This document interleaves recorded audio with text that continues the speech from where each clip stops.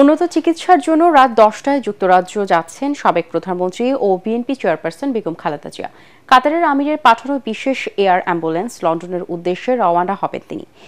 আর এর মধ্যে দিয়ে দীর্ঘ 7 বছর পর দেখা হবে ছেলে বিএনপির ভারপ্রাপ্ত চেয়ারম্যান তারেক রহমানের সাথে। গতকাল রাতেই হযরত শাহজালাল আন্তর্জাতিক বিমানবন্দরে এসে পৌঁছেছে বিশেষ এয়ার অ্যাম্বুলেন্সটি। লন্ডনে পৌঁছানোর পর তাকে সরাসরি যুক্তরাজ্যের লন্ডন ক্লিনিক হাসপাতালে নেওয়া হবে। ব্যক্তিগত চিকিৎসক ডক্টর AZM জাহিদ হোসেন জানান, শারীরিক অবস্থা স্থিতিশীল থাকায় মেডিকেল বোর্ডের সিদ্ধান্ত অনুযায়ী লন্ডন যাচ্ছেন বেগম জিয়া। সেখানে তার লিভার সিরোসিস, হার্টের block, chronic kidney disease, corona পরবর্তী জটিলতা নিরসনে উন্নত চিকিৎসা দেওয়া হবে। বয়স ও ঝুঁকির দিকটি বিবেচনা করে তার লিভার ট্রান্সপ্লান্টের বিষয়ে সিদ্ধান্ত নেওয়া হবে বলেও জানিয়েছেন ডাক্তার জাহিদ। এদিকে শারীরিক অসুস্থতার জন্য দেশবাসীর কাছে দোয়া চেয়েছেন বিএনপি চেয়ারপারসন বেগম খালেদা জিয়া। আগামী বাংলাদেশে বিএনপি রাজনৈতিকভাবে কারো প্রতি পক্ষপাতমূলক আচরণ করবে না বলে জানিয়েছেন বিএনপি স্থায়ী কমিটির সদস্য আমির খসরু মাহমুদ চৌধুরী। ব্রিটিশ এমপি রূপা হকের আগমন উপলক্ষে UK Bangladesh catalysts of commerce and industry আয়োজিত সংবাদ সম্মেলনে এ কথা বলেন তিনি। এ সময় আগামীতে রাষ্ট্র পরিচালনার দায়িত্ব পেলে বিএনপি স্বাস্থ্য ও শিক্ষা খাতে সর্বোচ্চ বিনিয়োগ করবে বলেও জানান তিনি। সংবাদ সম্মেলনে বাংলাদেশি বংশোদ্ভূত ব্রিটিশ এমপি রূপা হক সাম্প্রতিক রাজনৈতিক পট পরিবর্তনের কারণে যে অস্থিরতা তৈরি হয়েছে তা কেটে যাবে বলে আশা প্রকাশ করে বলেন, তৈরি পোশাক ছাড়াও অন্যান্য খাতে বাংলাদেশের বাণিজ্যিক সম্ভাবনা রয়েছে।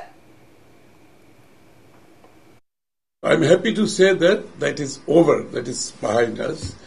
Let us put it down to experience. Don't carry the baggage of politics.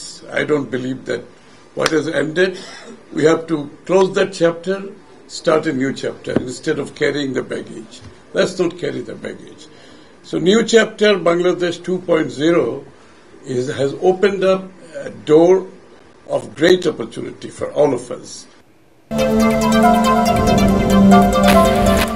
বৈষম্য বিরোধী ছাত্র আন্দোলনে আহতদের পুলিশে চাকরি দেওয়ার সিদ্ধান্ত নেওয়া হয়েছে বলে জানিয়েছেন স্বরাষ্ট্র উপদেষ্টা অবসরপ্রাপ্ত lieutenant general Jahangir Alam Chowdhury. CID প্রধান কার্যালয় পরিদর্শন শেষে সাংবাদিকদের প্রশ্নের জবাবে তিনি কথা বলেন। উপদেষ্টা বলেন, আহতদের শারীরিক অবস্থা বিবেচনা করে তাদের নিয়োগ দেওয়া হবে। আপাতত 100 জনকে সরকার নিয়োগ দিতে যাচ্ছে বলে জানান তিনি। এ সময় বাংলাদেশ ব্যাংকের রিজার্ভ চুরির ঘটনার মামলা দ্রুত তদন্ত প্রতিবেদন দিতে সিআইডিকে নির্দেশ দেন স্বরাষ্ট্র উপদেষ্টা জাহাঙ্গীর আলম চৌধুরী। বৈষম্য বিরোধী ছাত্র আন্দোলনে আমাদের অনেক নিহত হয়েছে এবং অনেক আহত হয়েছে।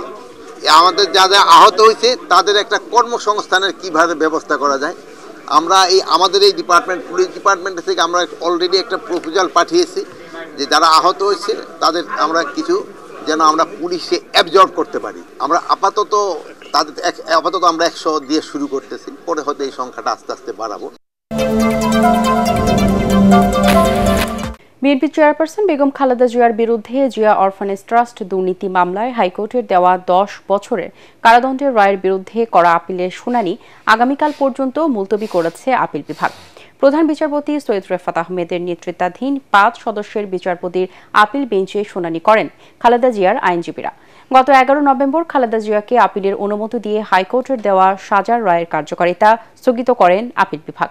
পরে খালেদা জিয়া আপিল করেন। 2018 সালের 8 ফেব্রুয়ারি এ মামলায় খালেদা জিয়াকে 5 বছরের কারাদণ্ড দেন বিচারিক আদালত।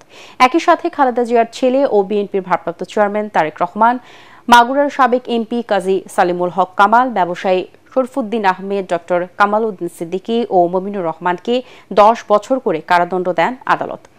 ওই বছরের 20 ফেব্রুয়ারি খালেদা জিয়া হাইকোর্টে আপিল আবেদন করেন। 2018 সালে 30 অক্টোবর বিচারপতি এম ইনায়েতুর রহিম ও বিচারপতি মোস্তাফিজুর রহমানের দ্বৈত বেঞ্চ খালেদা জিয়ার সাজা 5 বছর থেকে বাড়িয়ে 10 বছর করেন।